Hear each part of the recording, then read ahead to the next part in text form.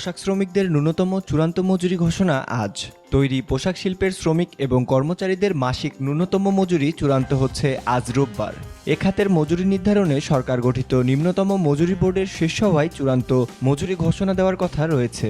ঘোষিত মজুরির খসড়া সুপারিশের ওপর মালিক শ্রমিক সহ বিভিন্ন পক্ষের মতামতের ভিত্তিতে মজুরি চূড়ান্ত করার নিয়ম রয়েছে। বিভিন্ন পক্ষ থেকে খসড়া মজুরি পুনর্মূল্যায়নেরও অনুরোধ এসেছে মজুরি বোর্ডে। মজুরি বোর্ডের মালিক শ্রমিক ও সরকার পক্ষের সদস্যদের সর্বসম্মত সিদ্ধান্তের ভিত্তিতে গত ৭ নভেম্বর পোশাক খাতের ন্যূনতম মজুরি সুপারিশ করা হয়। এর ৩ দিন পর ১১ই নভেম্বর খসড়া সুপারিশের গেজেট প্রকাশ করা হয়। আজ অনুষ্ঠেয় মজুরি বোর্ডের সপ্তম এবং সমাপ্ত বৈঠক শেষে চূড়ান্ত মজুরি ঘোষণা করা হবে। শ্রম মন্ত্রণালয়ে বৈঠক শেষে চূড়ান্ত ঘোষণা দেবেন শ্রম প্রতিমন্ত্রী বেগম মন্নুজান সুফিয়ান। আগামী ২-৩ দিনের মধ্যেই এ সংক্রান্ত গেজেট প্রকাশ করা হবে। আগামী ১ ডিসেম্বর থেকে নতুন মজুরি কাঠামো কার্যকর হবে। মজুরি বোর্ডের শ্রমিক পক্ষের প্রতিনিধি সিরাজুল ইসলাম রনি বলেন, গত বৈঠকে সুপারিশ করা ১২,৫০০ টাকার ন্যূনতম মজুরিতে পরিবর্তন আসার সুযোগ নেই। তবে পঞ্চম গ্রেড বাদে বাকি গ্রেডগুলোর মজুরি কিছু বাড়তে পারে। এ বিষয়ে মজুরি বোর্ডের সদস্যদের মধ্যে আলোচনা হয়েছে। তিনি বলেন, মাত্র ৫০,০০০ শ্রমিকের জন্য ন্যূনতম ১২,৫০০ টাকা। পোশাক খাতের ৪০ লাখ শ্রমিকের বাকিদের বিষয়ে খুব আলোচনা নেই। অথচ চতুর্থ থেকে প্রথম গ্রেডে শ্রমিকের সংখ্যাই বেশি।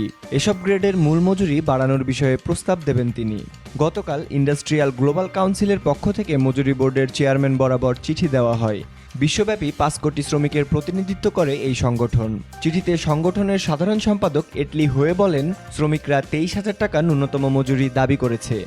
এ নিয়ে ঘোষিত মজুরি পুনর্মূল্যায়নের জন্য বিভিন্ন পক্ষ থেকে ১৯৪টি চিঠি এসেছে নিম্নতম মজুরি বোর্ডে।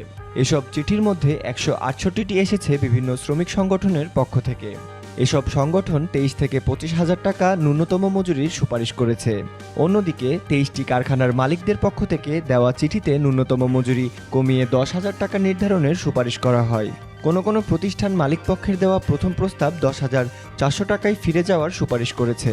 এর বাইরে নিরপেক্ষ সংস্থা হিসেবে ট্রান্সপারেন্সি ইন্টারন্যাশনাল বাংলাদেশ টিআইবি এবং Bangladesh legal aid and services trust blast চিঠি দেয়।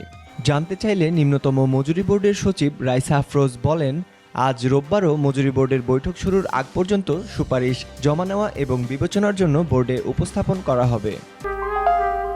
বিসিএন দেখুন। বাগমার সাথে থাকার জন্য আমাদের চ্যানেলটি সাবস্ক্রাইব করুন।